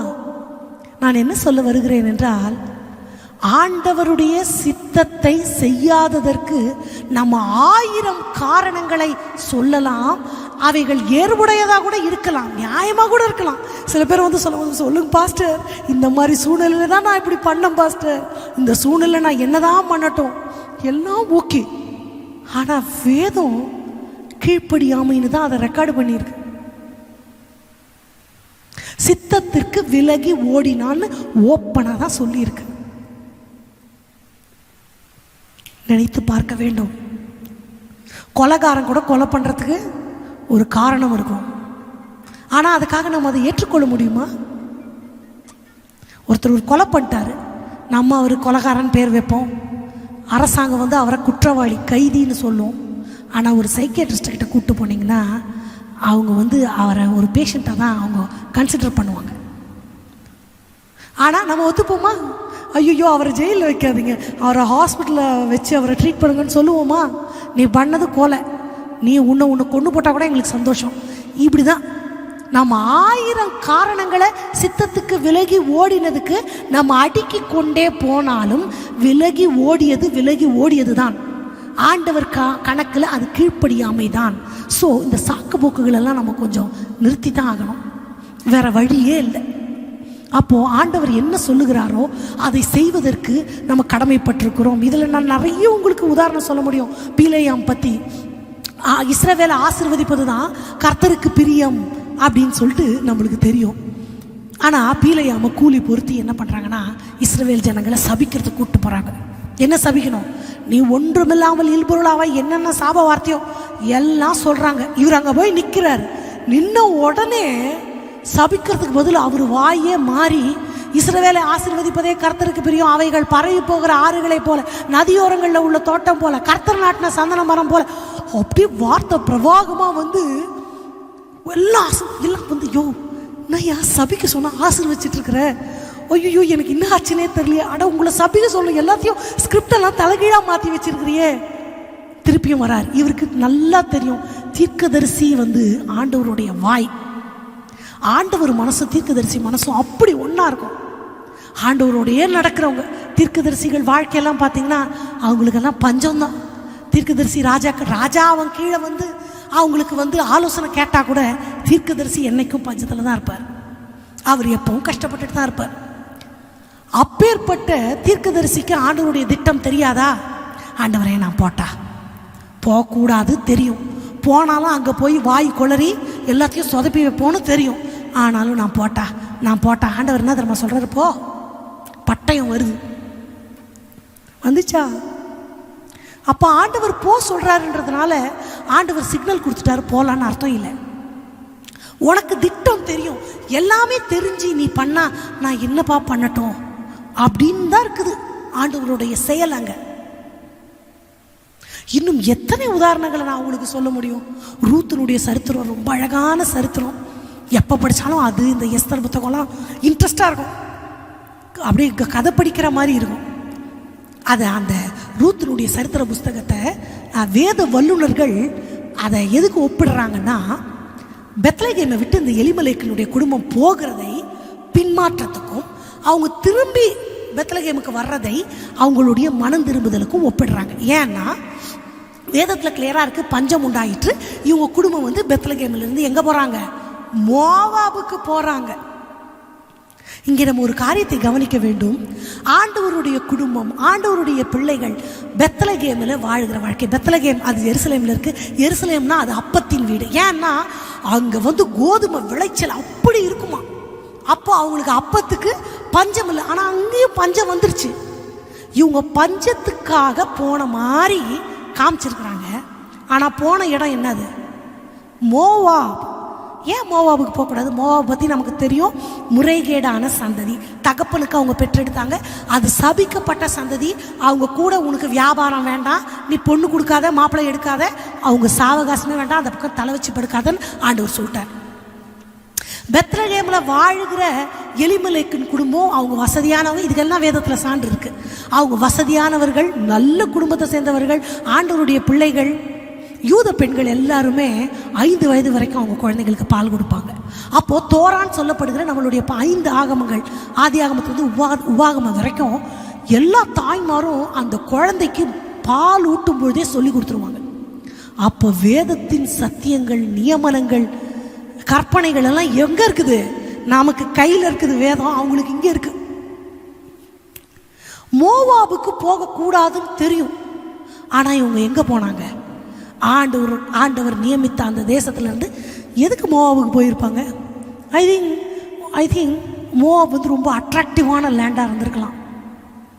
ஆமாம், கண்ணுக்கு அழகான காரியம் எதுவானாலும் கொஞ்சம் நின்று கவனிக்கணும் அப்படி சொல்லுவாங்க. All that glitters is not gold அப்படின்னு சொல்லுவாங்க. அப்போது இவருக்கு பொதுவாக இவங்க வந்து யூதர்களை அவங்க உயர்தர கலாச்சாரம், ரொம்ப கட்டுப்பாடு, இப்படி தான் வாழணும், லேடிஸ் இப்படி தான் இருக்கணும், ஜென்ட்ஸ் இப்படி தான் இருக்கணும், நீ இப்படி தான் இருக்கணும், உணவு எல்லாமே ரொம்ப ரொம்ப ஒரு கட்டுப்பாட்டுக்குட்படுத்தப்பட்ட வாழ்க்கை. ஒருவேளை அந்த கட்டுப்பாடு பிடிக்காம கொஞ்சம் ஃப்ரீயாக இருக்கலாமே, கொஞ்சம் ஜாலியாக இருக்கலாமே, எத்தனை நாள் இப்படியே இருக்குது, இங்கே இல்லாத ஏதோ ஒரு அட்ராக்ஷன் அவங்களுக்கு அங்கே இருந்திருக்கும். That is the reason they went to Moab. Anyway அதுக்கு 1000 என்ன வேணால் காரணம் அவங்க சொல்லிக்கலாம். ஆனால் அவங்க போனதை வேத வல்லுநர்கள் பின்மாற்றத்துக்கு அடையாளமாகவும் அவங்க திரும்பி வந்ததே, ஆமாம், இவங்க ஆண்டவர் சித்தப்படி போயிருந்தாங்கன்னா அங்கே அவங்களுக்கு இழப்பு வந்திருக்காது. அவங்க கணவனை இழந்து, பிள்ளைகளை இழந்து, அதுக்கப்புறம் தான் இங்கே வர்றாங்க. அப்போ பஞ்சம். அவங்க சொல்லுகிற காரணங்கள் 1000 காரணங்கள். நம்ம ஆண்டவருடைய சித்தத்தை விட்டு நம்ம விலகி போனதுக்கு நியாயமான காரணங்களையே நம்ம சொன்னாலும் ஆண்டவர் பார்வையில் அவைகள் எல்லாமே என்னதான்? சாக்கு போக்கு தான். மறுபடியும் நான் மோசே உங்களுக்கு நினைவுபடுத்த விரும்புகிறேன். நீ போ, இஸ்ரவேல் ஜனங்களை எகிப்தியருடைய அடிமைத்தனத்திலிருந்து நீ கொண்டு வா. ஆண்டவரே, எனக்கு பேச வராது, எனக்கு நாக்கெல்லாம் தடுமாறும், இந்த உணர்வேன், நான் என்னால் பேச முடியாது, நான் அங்கே போய் பேசுறதுக்கு நீங்கள் நம்புகிற அளவுக்கு இல்லை. அது அப்படியாப்பா, உனக்கு பேச முடியலையா அப்படிலாம் ஆண்டவர் சொல்ல, நீ போகும் வாயோட நான் இருப்பேன். இல்லை ஆண்டவரே, நீங்கள் வேற, இல்லை நீ போ, உனக்கு வாயா ஒருத்தனை நான் அனுப்புகிறேன், அவன் உனக்கு வாயா இருந்தால் அவன் பேசுவான், நீ கூட போனால் போதும். அதுக்கு மேலேயும் முடியாதுன்னும் போது ஆண்டவர் என்ன பண்ணிட்டார்? பட்டயத்தை எடுத்துட்டார். வேதத்தில் அப்படி தான் இருக்கு. அப்போது ஆண்டவர்கிட்ட நம்ம சொல்லுகிற காரணங்கள் அதில் கொஞ்சம் உண்மை இருக்கலாம், இல்லாமலும் இருக்கலாம். அது என்ன இருந்தாலும் ஆண்டவர் பார்வையில் அது எல்லாமே சாக்கு போக்கு தான். நீ சாக்கு சொல்கிற நியாயமான காரணங்கள் ஆண்டவர் இடத்துல எடுபடாது. ஆண்டவரை பொறுத்த வரைக்கும் சித்தம் இதா, அதில் stay on it, abide in it. அதை விட்டு வெளியே போகிறதுக்கு எந்த ஒரு ஆப்ஷனும் ஆண்டவர் கொடுக்கல. நம்பர் 1. அடுத்து நான் சொன்னேன், முதல் 2 காரணம் சொன்னேன். ஒன்று, அவர் இந்த சித்தத்தை விட்டு நான் வெளியே போய்க்கிறது, குருவி மாதிரி ஸ்தானத்தை விட்டு ஆமாம் அங்கே போயிட்டு அப்படி வந்துக்கிறது. இது 2வது ஒரு காரணம் சொன்னேன், நாம் ஒரு வட்டத்துக்குள்ளே நின்று கொண்டு அந்த வட்டத்துக்குள்ளே ஆண்டவரை கம்பல் பண்ணி வர வைக்கிறது. ஆண்டவர் வருவார், வராமலாம் இருக்க மாட்டார். ரொம்பலாம் ஆண்டவர் அப்படியே ரிமோட் ஆண்டவர் கையில், நான் ரோபோ மாதிரி இந்த ரிமோட்டை வச்சுலாம் என்ன ஆண்டவர் பண்ணலை. ஃப்ரீ வில் ஒவ்வொருவருக்கும் கொடுக்கப்பட்டிருக்கு. இந்த வட்டத்துக்குள்ள ஆண்டவரை கொண்டு வருவது என்பது என்ன? இது நம்மளையும் அறியாமல் இந்த மகா பெரிய தவறுகளை நம்ம வாழ்க்கையில் செய்கிறோம், அநேக நேரங்களில் செய்கிறோம். ஏன் தெரியுமா? சில காரியங்களெல்லாம் அப்படியே மாயமாக தான் நமக்கு வரும், டைரெக்டாக வராது. அதெல்லாம் சொல்லுவாங்க, பிசாசுன்னா நம்ம உடனே எப்படி கற்பனை பண்ணுவோம்? 2 கொம்பு வச்சுக்கிட்டு 2 பல்லு வச்சுட்டு கருகருன்னு இருட்டா அப்படியே பார்த்தோன்னே பயந்துற மாதிரி அகோரமாக. ஆனால் உண்மையில் அநேக பரிசுத்தவான்கள் சொல்லிடுறாங்க, பிசாசு அப்படியெல்லாம் இருக்காதான், ரொம்ப அழகாக ஒரு பெண் ரூபத்தில் வெரி அட்ராக்டிவாக அப்படி நீட்டாக கொஞ்ச நேரம் பார்க்கலான்னு நினைக்கிற அளவுலாம் பிசாசு இருக்குது தெரியுமா உங்களுக்கு? யூதாஸ்காரியோத் நம்ம வேதத்தில் அவர் பேரையே சொல்லக்கூடாதுன்னு நினைப்போம். நம்ம யாருக்குமே அந்த பேரை, எதிராளிக்கு கூட அந்த பேரை நம்ம வைக்க மாட்டோம். ஏன்? ஆண்டவரை காட்டி கொடுத்தவர். நம்ம பார்க்குற ஜீசஸ் ஃபிலிமில் இருக்கட்டும், இல்லை பந்தி அமர்ற ஃபோட்டோவாக இருக்கட்டும், ஒரு மூஞ்சி மட்டும் அப்படி இருக்கிற மாதிரி எனக்கு செய்ய தெரியல கரெக்டாக. அப்படியே அகோரமாக, அப்படியே அப்படியே கோபமும் உக்கிரமும் நிறைந்த ஒரு அழகில்லாத அகோரமான ஒரு முகத்தை சித்தரிப்போம். சீஷர்களையும் கொஞ்சம் திருட்டு மொழி வச்சுன்னு ஒருத்தரை அவரை தான் யூதாஸாக சித்தரிச்சிருப்பாங்க. ஆனால் உண்மையிலே யூதாஸ்காரியோத் மிக மிக அழகான மனிதர். தெரியுமா உங்களுக்கு? அவரை போய் அழகுன்றீங்களேம்மா. அவர் செய்த தவறு என்ன? நமக்கு தெரிஞ்ச ஒரே ஒரு தவறு என்ன தெரியுமா? என் நேசரை காட்டி கொடுத்த துரோகி யான யூதாஸ் அப்படின்னு நம்ம சொல்லுவோம். அங்கே நடந்த ஒரு காரணத்தையும் காரியத்தையும் நம்ம பார்த்தோம்னா நாமளும் அப்படிதான் இருக்கிறோம். நாமளும் ஆண்டவரை காட்டி கொடுக்குற யூதாஸோட கூட்டணி அப்படின்னு நமக்கு தோணும். எப்படி தெரியுமா? இது சொன்னோடனே சில பேர் கோவம் வரும், என்ன பேசுறீங்கன்னு. கொஞ்சம் பொறுமையாக நம்ம யோசிக்கலாம். எப்படி காட்டி கொடுக்கிறார் யூதாஸ்? யூதாஸ் ஆண்டவரோடே இருந்தவர். அவருக்கு ஆண்டவரை நல்லா தெரியும். யூதர்கள் எல்லாமே தாடி வச்சுட்டு நீல முகத்தோட அந்த அங்கி மாதிரி நம்ம யோசிக்கிற மாதிரி நம்ம பார்க்குற மாதிரி அந்த தோல் வஸ்திரம் தரிச்சிருப்பாங்க. ஆண்டவர் தன்னை லீடர்னு அவர் தனியாலாம் காமிச்சிக்கல. இன்றைக்கி லீடர்னால் எப்படி இருப்பாங்க? அவங்க முன்னாடி போவாங்க, பின்னாடி இவர் பாஸ் மாதிரி இப்படி நடந்து போவார், மற்றவங்க தண்ணி கொடுத்து அப்படியெல்லாம் இல்லை. எல்லார் மாதிரியும் தான் ஆண்டவர் இருக்கிறார்.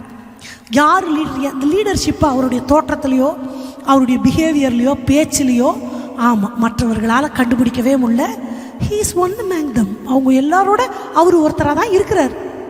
இவங்களும் யாராக இருக்கும்? எல்லா மூஞ்சும் ஒரே மாதிரி இருக்கு, எல்லாரும் தாடி வச்சுருக்கான், எல்லாரும் அங்கி போட்டிருக்கான். இதில் யார் ரபியாக இருப்பார், யார் தலைவராக இருப்பார்னு அவங்களுக்குள்ள குழப்பம்.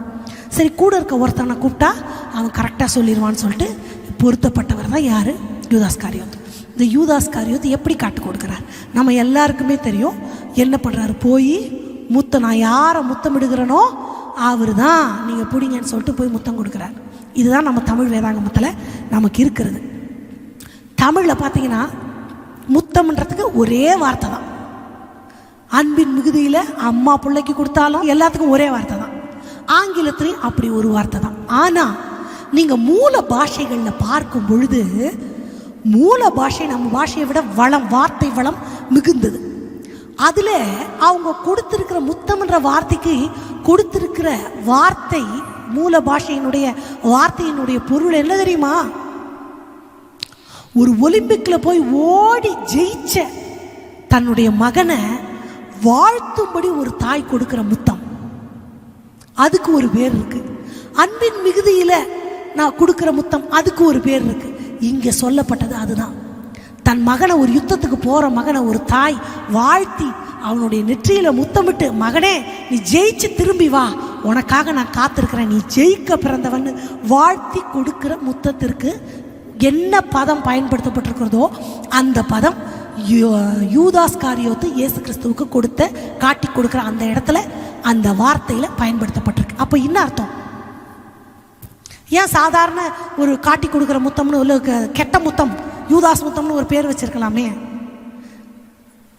அதில் வேத வல்லுநர்கள் சொல்கிறது என்னன்னா, யூதாஸ்காரியோத்து காட்டி கொடுக்கும்பொழுது மனுஷகுமாரனை காட்டி கொடுத்தேன், அப்பா ஜெயிச்சிட்டேன் அப்படி அவர் நினைக்கல. ஏன்னா அடுத்த செகண்ட் அவர் அதை ரியலைஸ் பண்ணி அவர் அழறது நம்ம வேதத்தில் இருக்குது. ஐயோ, குற்றமில்லாத ரத்தத்தை நான் இப்படி பண்ணிட்டேனே அப்படின்னு அவர் ஃபீல் பண்ணுறது அங்கே இருக்குது. அவர் செய்தது ரைட்டுன்னு நான் சொல்ல வரல, பொறுத்து இருக்கலாம், அப்போ தான் நமக்கு புரியும். இங்கே யூதாசுடைய மனநிலை என்னன்னா, ஆண்டவரால் முடியாதது எதுவுமே இல்லை. நான் காட்டி கொடுத்தாலும், அவங்க சிலுவையில் அறந்தாலும், அவர் வானவனே 10,000 தூதர்கள் இறங்கி வருவாங்க. தன்னுடைய தெய்வீகத்துவத்தை அவர் நிரூபித்து அப்படியே சிலுவையிலிருந்து இறங்கி அப்படி வருவார், அப்படி ஜெயிப்பார். இவர்களுக்கெல்லாம் பாடம் புகட்டுவார். இவங்கெல்லாம் மூக்குடைஞ்சு நிற்பாங்க. என் ஆண்டவரை நிரூபிக்கிறதற்கு நான் ஒரு தருணம் தருகிறேன் அப்படின்ற ஒரு மென்டாலிட்டி யூதாஸ்குள்ள இருந்ததுனால தான் ஜெயிச்சு வரப்போகிற வெற்றியாளனுக்கு கொடுக்கிற முத்தத்தை அவன் அங்கே கொடுத்தான் என்று மூல பாஷையின் வேதம் ஒரு ரெக்கார்டு வைத்திருக்கிறது அப்படின்னு வேத வல்லுநர்கள் சொல்றாங்க. ஆனா என்னதான் அதுல சீக்ரெட் இருந்தாலும் அவன் காட்டி கொடுத்ததே. கேட்டின் மகன் தான் வேதம் சொல்லுது.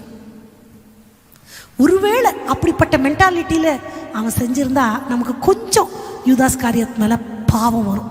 பாவம் இல்ல, தப்பு கணக்கு போட்டான். ஆண்டவர் மகிமையை வெளிப்படுத்துவதற்கு அவருக்கு தெரியும். Who am I?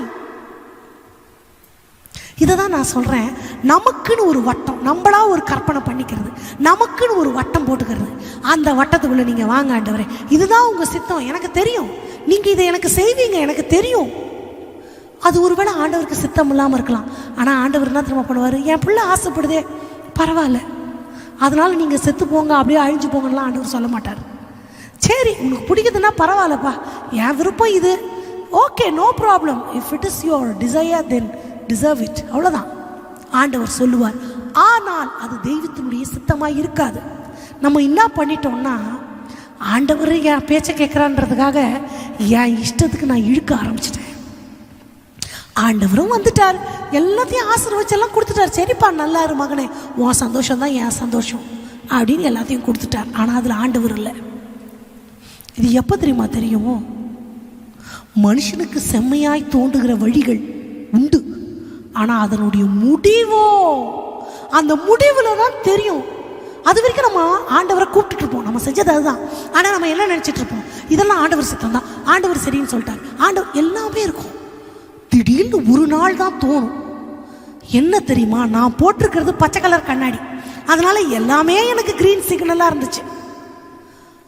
ஒரு நாள் அது கடலும், ஆஹா இவ்வளோ கலர்ஸ் எனக்காக நீங்கள் படைச்சி வச்சிருக்கீங்களா ஆண்டவரே, இவ்வளோ கலர்ஃபுல்லான ஒரு வாழ்க்கை எனக்கு இருந்துச்சா, நான் எப்படி, நீங்கள் சிக்னல் கொடுத்தீங்களே, நீங்கள் எல்லாத்துக்குமே கிரீன் சிக்னல் கொடுத்தீங்களே, நான் ஒவ்வொன்றும் உங்களை கேட்டு தானே செஞ்சேன்.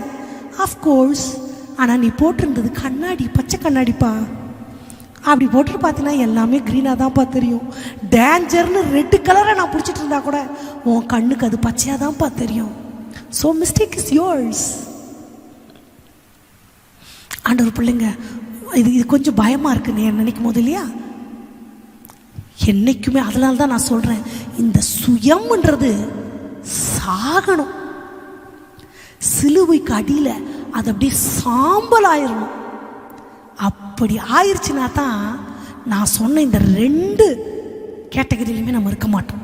சித்தத்தை விட்டு வெளியவும் போக மாட்டோம், நம்ம ஒரு வட்டத்தை வரைஞ்சி அதுக்குள்ள கடவுளை வரவழைக்கவும் மாட்டோம். ஆண்டவர் சரின்னு சொல்லுவார். சர்ச்சுக்கு போனால் நமக்கு ஏற்ற மாதிரியே வசனம் வரும். ஒரு வசனம் அட்டை எடுத்தா அதுலேயும் அப்படியே வரும். யாராவது ஒருத்தர் வாட்ஸ்அப்பில் ஒரு வசனம், அதுவும் எல்லாமே சிக்னல், எல்லாம் ஆண்டவர் எனக்கு ஓகேன்ட்டார். ஆண்டவரே சொல்லிட்டாரு, ஹூ ஆர் யூ டு, அது இல்லைன்னு சொல்றதுக்கு நீ யார் அப்படின்னு யாராவது ஒருத்தர் வந்து இல்லைன்னு சொல்ல வந்து அவங்களே அவாய்ட் பண்ணிடுவோம். இவங்க தேவ தூஷணம் பேசுகிறார்கள், கல்லெறிந்து கொல்லப்பட வேண்டும் அப்படின்னு நம்ம மனசுல தோணும். எல்லாமே அப்படியே தான் தோணும். முடிவு ஒன்று உண்டு. அப்போ கார்னர்ல நிற்போம். உங்களை கேட்டதுன்னா ஆண்டவரை செஞ்சேன், ஆண்டவர் அமைதியா இருப்பார். அப்பதான் தெரியும் நான் போட்டது ஆமாம் கண்ணாடி என் கண்ணில். ஆண்டவர் பிள்ளைகளுக்கு நான் சொல்றது என்னன்னா, சுயம்னே ஒன்று இருக்க வேண்டாம், சுய நீதி, எனக்குன்னு ஒரு நியாயம், எல்லாத்தையும் வேதத்தினுடைய வெளிச்சத்தோட பார்த்து ஒவ்வொன்றுக்கும் ஆண்டவர்கிட்ட சித்தம் கேட்டு, ஒருவேளை ஆண்டவர் சித்தத்தை ரியலைஸ் பண்ண உங்களால் முடியலை, அதை டிஸ்டிங்விஷ் பண்ணி எது கரெக்டு எது தப்புன்னு பிரித்து பார்க்கவே எனக்கு தெரியல அப்படின்னா, நீங்கள் கோச்சுக்காமல் ஊழியக்காரங்களுடைய ஆலோசனையை கேளுங்க. தன்னலம் இல்லாமல், இந்த பாஸ்டர் கண்டிப்பாக நோன்னு தான் சொல்லுவார், இவர்கிட்ட எதுக்கு கேட்கணும், நமக்கு சரின்னு சொல்கிறதுக்கு ஒரு பாஸ்டர் இருப்பார், அங்கே போய் கேட்கலாமா அப்படின்றோன்னா அங்கே வந்துருச்சு சுயம், ஏற்கனவே வந்து நல்லா ஆட்டி படைச்சிட்டு நிற்குதுன்னு அர்த்தம். என்ன சொன்னாலும் நான் செய்கிறேன்ப்பா, உங்கள் சித்தம் இல்லாமல் ஒரு தலைமுடி கூட எனக்கு விழுந்துட வேண்டாம்ப்பா. அப்படி ஒரு வாழ்க்கைக்குள்ளே வரணும்னா இந்த சுயம்ன்றது சுத்தமாக இருக்கக்கூடாது. அவர் எஜமான், நான் அடிமை, அவர் என்ன சொல்கிறாரோ அதை தான் செய்வேன். அது லாபமாக இருந்தாலும் சரி நஷ்டமாக இருந்தாலும் சரி, எனக்கு என்ன கிடைக்கும் அப்படின்ற கேள்வியே எனக்கு இல்லை. அவர் கொடுத்தாலும் கொடுக்காட்டாலும் அது அவர் பாடு. அதுதான் ஆண்டவருடைய பிள்ளை. எத்தனை பேர் நம்புறீங்க? எத்தனை பேருக்கு ஆசை? அந்த வாழ்க்கைக்கு தான் நான் ஆசைப்படுறேன், அந்த வாழ்க்கை எனக்கு வேணும் அப்படின்னு. இப்போது ஒருவேளை உங்கள் யாருக்காச்சும் நான் தான் அப்படி என் சித்தத்துக்குள்ளே ஆண்டவரை வரவழைச்சிட்டனோ அப்படி ஒரு மனசு வந்துச்சுன்னா நம்ம மன்னிப்பு கேட்கலாம், தவறு இல்லை. அதற்காக ரொம்ப மனசு வருத்தப்பட்டு மன்னிச்சிருங்கன்னு சொல்லிட்டா ஆண்டவர் கட்டாயமாக மன்னிப்பார். அப்படியே வஸ்திரத்தை கிழிச்சிட்டு சாம்பலில் உட்காரணும் அப்படியெல்லாம் இல்லை. தன் பாவங்களை மறைக்கிறவன் வாழ்விட மாட்டான், அறிக்கை செய்து விட்டு விடுகிறவன் இறக்கம் பெறுவான். அவ்வளோதான். மனசார கன்ஃபர்ஸ் பண்ணணும், அது பக்கம் திரும்ப கூட மாட்டேன்னு ஒரு ஸ்ட்ராங் டெசிஷன், அவ்வளோதான். மற்றபடி கீரிக்கவும் வேணாம், சாம்பலில் போய் உடுக்க வேணாம், ரட்டு உடுத்த வேண்டாம், சாக்கு வஸ்திரம் ரட்டுன்னா அதெல்லாம் ஒன்றுமே இல்லை. பாவம் தப்பு, நான் மிஸ்டேக் பண்ணிட்டேன் அப்படின்னா ஒன்றும் இல்லை. நான் தான் பண்ணேன், என் சுயம்தான்ப்பா தலை தூக்குச்சு, யாரையும் குற்றம் சொல்ல மாட்டேன். இதுக்கு முழு காரணமும் நான் தான். ஆண்டவரே சரண்டர் பண்ணிட்டு இப்போ உங்ககிட்ட நான் சொல்கிறேன், இனிமேல் அது பக்கமே நான் போக மாட்டேன். அது எதாவது வேணா இருக்கலாம். இனி என் வாழ்க்கையில் அந்த மாதிரி ஒரு தப்பை நான் பண்ண மாட்டேன். நான் உங்கள் வாழ்க்கைக்குள்ளே, உங்கள் சித்தத்துக்குள்ளே, உங்கள் விருப்பப்படி நீங்கள் சொல்கிற மாதிரி வாழறதுக்கு தான் எனக்கு இஷ்டம் அப்படின்னு ஸ்ட்ராங்காக ஒரு டெசிஷன் எடுத்துட்டா போதும், அவ்வளோதான். ஆண்டவர் நம்ம பட்சத்தில் இருக்கிறார். 2 கரங்களை விரித்து நமக்காக ஆண்டவர் காத்திருக்கிறார். நான் அவருக்காக ஒரு தீர்மானம், ஒரு அடி எடுத்து வச்சா ஓடி வந்து என்னை அணைக்கிற தெய்வம். எல்லாரும் இருக்கிற இடங்களில் முடிஞ்சவங்க எழுந்து கூட நின்று கொள்ளலாம். எழுந்து ஏன் நிற்கணுமா அப்படின்னா, ஹியர் ஐ அம், நான் உங்களுக்காக அப்படின்னு ஒரு ஸ்டெப்பு ஆண்டவருக்கு காமிக்கிறதா. முடிஞ்சவங்க, முடியாட்டி பரவாயில்ல, முடிஞ்சவங்க இருக்கிற இடங்களில் எழுந்து நின்றுக்கலாம், கரங்களை ஆண்டவருக்கு நேராக தூக்கிக்கலாம். உங்கள் சித்தத்தை விட்டு விலகின நேரங்களுக்காக நான் மன்னிப்பு கேட்குறேன்ப்பா. உங்களை வருத்தப்படுத்துகிற நேரத்துக்காக நான் மன்னிப்பு கேட்குறேன்ப்பா. உங்கள் சித்தத்தை விட்டு சுய இஷ்டப்படி, சுய நீதிப்படி நான் எடுத்த தீர்மானங்களுக்காக மனசு வருந்துறப்பா. ஆனாலும் என்னை கைவிடாமல் என்னை தாங்கி நடத்துகிற உமது தயவுக்கு நன்றியப்பா. உங்கள் ஆசீர்வாதம் தான் ஐஸ்வர்யத்தை தரும், அதோட வேதனையை நீங்கள் கூட்டவே மாட்டீங்க. என் இஷ்டப்படி நான் வாழ்ந்தனால தான் இவ்வளோ கஷ்டப்படுறேன்ப்பா. என் பார்வைக்கு வழி செம்மையா தோணுது, ஆனா அதன் முடிவு மரண வழி நீங்க சொல்லிட்டீங்கப்பா. என் சித்தத்துக்குள்ள உங்களை கொண்டு வர்றதுக்கு நான் யாருப்பா? டிசைட் பண்ணுங்க. உங்க சித்தத்துக்கு ஆண்டவர் வரணுமா, ஆண்டவர் சித்தத்துக்கு நாம போகணுமா? எது கரெக்ட்? எஸ், நாம தான் ஆண்டவர் சித்தத்தில் வாழணும். நான் சொல்றத அக்ரி பண்றவங்க எல்லாம் கைகளை உயர்த்தி, இல்ல நான் ஜெபம் பண்ண ஆண்டவர் கேட்பாரு, நான் இல்லைன்னு சொல்லவே இல்லை. எனக்கு ஆண்டவர் அதிகாரம் கொடுத்துருக்காரு. Okay, fine.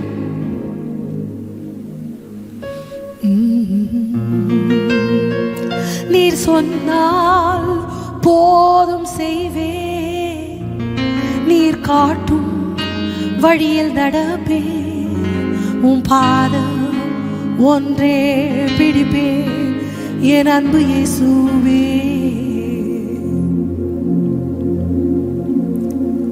என் ஜெபத்தை நீங்க கேளுங்க, நான் சொல்றதா நீங்க செய்யணும் அப்படின்னா ஆண்டவர் செய்ய மாட்டேன்னு சொல்ல மாட்டார், ஆண்டவர் செய்வார் தான். நான் தெய்வம், நான் இங்கதான் நிப்பேன்னு நம்ம வாழ்க்கை, ஒருத்தர் வாழ்க்கையில கூட ஆண்டவர் அப்படி இல்லவே இல்லை. தகப்புகளுக்கு தகப்பனா, நண்பனுக்கு நண்பனா, நிறைய நேரங்களில் நம்ம சொல்றது தான் ஆண்டவர் செஞ்சிருக்கிறார். நம்ம வேலைக்காரர் மாதிரி ஆண்டவர் அசைன் பண்ணி இருக்கிறோம், அதையெல்லாம் ஆண்டவர் கேட்டிருக்கிறார். ஆண்டவரை டிரைவர் ஆக்கி இருக்கிறோம், வாட்ச்மேன் ஆக்கி இருக்கிறோம், என்ன வேணா ஆக்கி இருக்கிறோம். அதுக்காக ஆண்டவர் கோச்சிக்கவே இல்லையே.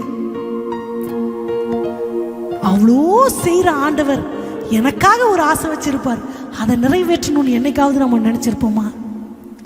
இன்னைக்கு ஒருவேளை உங்க மனசுல, ஆமா சிஸ்டர் நீங்க சொல்றதுதான் கரெக்டு, என் இஷ்டத்துக்கு நான் ஆண்டவரை இழுத்தது போதும், அவர் இஷ்டத்துக்கு நான் இனிமையாவது வாழணும்னு நான் நினைக்கிறேன், நீங்க சொல்றத நான் அக்ரி பண்றேன் அப்படின்னா என் கூட சேர்ந்து இந்த பாட்டை பாடுங்க. ஆண்டவர் பார்க்கிறார். உண்மையா உண்மையா பாடு. நீர் சொன்னால் போதும் செய்வேன், நீர் காட்டும் வழியில் நடப்பேன், உம் பாதம் ஒன்றே பிடிப்பேன், என் அன்பு இயேசுவே. இந்த பாடலை பாடலாமா? நீர் சொன்னால் போதும் செய்வேன், நீர் காட்டும் வழியில் நடப்பேன், உம் பாதம் ஒன்றே பிடிப்பேன், என் அன்பு இயேசுவே. நீர் சொன்னால் போதும் செய்வேன், நீர் காட்டும் வழியில் நடப்பேன், உம் பாதம் ஒன்றே பிடிப்பேன், என் அன்பு இயேசுவே. ஒரே நிமிடம். என் சுயம் முழுவதும் அழிக்கப்பட்டிருக்கா? சுய நீதி எனக்குள்ள கொஞ்சம் கூட இல்லையா? அப்படிதான் வாழணுமா அப்படின்னு உங்க மனசுக்குள்ள ஒரு கேள்வி இருக்குமானா, சிலுவையின் அடையாளம் சொல்லுவது அதுதான். சிலுவை இப்படி வெர்டிக்கலா ஒரு லைன் இருக்கும், ஹாரிசாண்டலா ஒன்று இருக்கும். இந்த வெர்டிக்கல் நான், இந்த ஹாரிசாண்டல் அழிக்கிறது, நான்றத முழுசா அழிக்கிறது தான் அந்த சிலுவை. சிலுவை சொல்றதே என்ன தெரியுமா? சுயம் முற்றிலும் அழிக்கப்பட்டது. சிலுவையை அவரோடு கூட சுமக்கிறதற்கு நான் ரெடின்றது. சிலுவையை சுமக்கிற அனுபவம் என்ன தெரியுமா? பாரமான சிலுவையை தோல்ல வைக்கும் பொழுது தானாவே நம்ம குடிஞ்சிருவோம். குனியும் பொழுது நம்ம கண்ணுக்கு முன்னாடி ஆண்டவருடைய பாதம் மட்டும்தான் தெரியும். அந்த சுவடுகளை பின்பற்றிக்கிட்டே போற வாழ்க்கை. இது பாரமா இருக்கும், இறக்கி வைக்கலான்னு இருக்கும், ஆனா அதை பார்த்துக்கிட்டே போற வாழ்க்கை. அவரோடு கூட சிலுவையில் அறையப்படுகிற அனுபவம் வேணுமா? அவர் சித்தத்துக்குள்ள வாழ பழகணும். அவரோடு கூட பாட அனுபவிக்கிறதுக்கு நான் அவரோட ஒண்ணு, எனக்காக எல்லாவற்றையும் செஞ்சுட்டார். அவரோட கூட அனுபவம் வேணும்னா சுய நீதி, சுயம், எனக்கு, நான், இது எல்லாத்தையும் தூக்கி போட்டுட்டு சிலுவை கடியில எல்லாத்தையும் எரிச்சு சாம்பலாக்கிட்டு சிலுவையை எடுத்து தோல்ல வச்சு சுயத்தை அழித்தவர்களாய் அவருடைய அடிச்சுவடுகளை பின்பற்ற அனுபவம் அதுதான். இப்போ இப்போ இப்போ நீர் சொன்னால் போதும் செய்வேன், நீர் காட்டும் வழியில் நடப்பேன், உம் பாதம் ஒன்றே பிடிப்பேன், என் அன்பு இயேசுவே. நீர் சொன்னால் போதும் செய்வேன், நீர் காட்டும் வழியில் நடப்பேன், உம் பாதம் ஒன்றே பிடிப்பேன், என் அன்பு இயேசுவே. கடலின் மீது நடந்த உந்தன் அற்புத பாதங்கள் எனக்கு முன்னே செல்வதால் எனக்கு இந்த கவலை. காற்றையும் கடலையும் அதட்டிய உம் அற்புத வார்த்தைகள் எல்தன் துணையாய் நிற்பதால் எனக்கு இந்த கவலை. சொல்லாமா? கடலில் மீது நடந்த உந்தன் அற்புத பாதங்கள் எனக்கு முன்னே செல்வதால் எனக்கு இந்த கவலை. காற்றையும் கடலையும் அதட்டிய உந்தன் அற்புத வார்த்தைகள் எல்தன் துணையாய் நிற்பதால் எனக்கு இந்த கவலை. நீர் சொன்னால் போதும் செய்வேன், நீர் காட்டும் வழியில் உம் பாதம் ஒன்றே பிடிப்பேன், என் அன்பு இயேசு. கடைசியா ஒரே ஒரு விஷயம், அப்பாவை பார்த்து உண்மையா நீங்க சொல்றத மட்டும் செய்யறப்பா. உங்களுக்கு பிடிக்காத எதுவுமே எனக்கு வேணாப்பா, உங்களுக்கு இஷ்டம் இல்லாத எதுவும் என் வாழ்க்கையில வேணாப்பா. எந்த மாய பிம்பங்களும் என் கண்களுக்கு தெரியவே வேண்டாம். அவைகள் எனக்கு தூரமாகட்டும். நீர் அருளின வேதம், நீர் அருளின வார்த்தைகள், இதுவே என் வாழ்க்கையினுடைய தாரக மந்திரமா மாறட்டும். கடைசியா ஒரே ஒரு வார்த்தை, சொன்னால் போதும் செய்வேன், நீர் காட்டும் வழியில் நடப்பேன், உம் பாதம் ஒன்றே பிடிப்பேன், என் அன்பு இயேசுவே. நோக்கி பார்க்கிறப்பா, ஆமாப்பா எனக்கு அப்படிதான்ப்பா பிடிச்சிருக்கு. தெரியாம என் வாழ்க்கையில தப்பு நடந்தது உண்மைதான்ப்பா. 1000 காரணங்கள் என் கண்களுக்கு நியாயமா பட்டதுனால அதை செஞ்சுட்டோம்ப்பா. கடந்து போன காலங்கள் போகட்டும், இனி வர்ற காலங்களையாவது உம்மை விட்டு விலகாத, உங்க வார்த்தைகளை விட்டு பிரியாத ஒரு வாழ்க்கை. எந்த உலகத்தின் மாயையும் எங்களை ஏமாற்றக்கூடாதுப்பா. உங்க சித்தத்தை விட்டு வெளியே போகவே கூடாதுப்பா. சுயங்கள் எல்லாம் இயேசுவின் நாமத்தில் ஆண்டவரே அவைகள் ஒன்றுமில்லாமல் போகட்டும். எங்க நீதி நியாயங்கள் அழுக்கான கந்தை எங்களுக்கு தெரியும்பா. தெய்வத்தினுடைய அனந்த ஞானத்திற்கு முன்பாக இவைகள் சாக்கு போக்குகளும் குப்பைகளும் அப்படின்னு நாங்க உணர்றோம்ப்பா. எங்க கூட இருங்க. இந்த வார்த்தைகள் யார் மனதையாவது குத்தி காயப்படுத்தி இருக்கும்னா அப்பா நீங்க தான் காயம் கட்டணும். நான் ஆண்டவரை விட்டு தூரம் போயிட்டேன்னு யார் மனசாவது துடிக்கும்னா நீங்க தான் அந்த மனதை போய் தேற்றி ஆறுதல் படுத்தி இனி வரும் காலங்களையாவது உமது ராஜ்யத்துக்கு அடுத்தவைகளை தேட எங்களை நீங்க ஆயத்தப்படுத்தணும்னு நான் ஜெபிக்கிறேன்ப்பா. கிருபையில மறைத்துக் கொள்ளுங்க. தெய்வத்தினுடைய கருத்துல ஒப்பு கொடுக்குறேன். இயேசுவின் நாமத்தில் ஜெபத்தை ஏறெடுக்கிறோம் நல்ல தகப்பனே. ஆமென், ஆமென். என் ஆத்துமாவே கர்த்தரை ஸ்தோத்திரி, என் முழு உள்ளமே அவருடைய பரிசுத்த நாமத்தை ஸ்தோத்திரி. என் ஆத்துமாவே கர்த்தரை ஸ்தோத்திரி, கர்த்தர் செய்த சகல உபகாரங்களையும் மறவாதே. ஆமென், ஆமென். God bless you.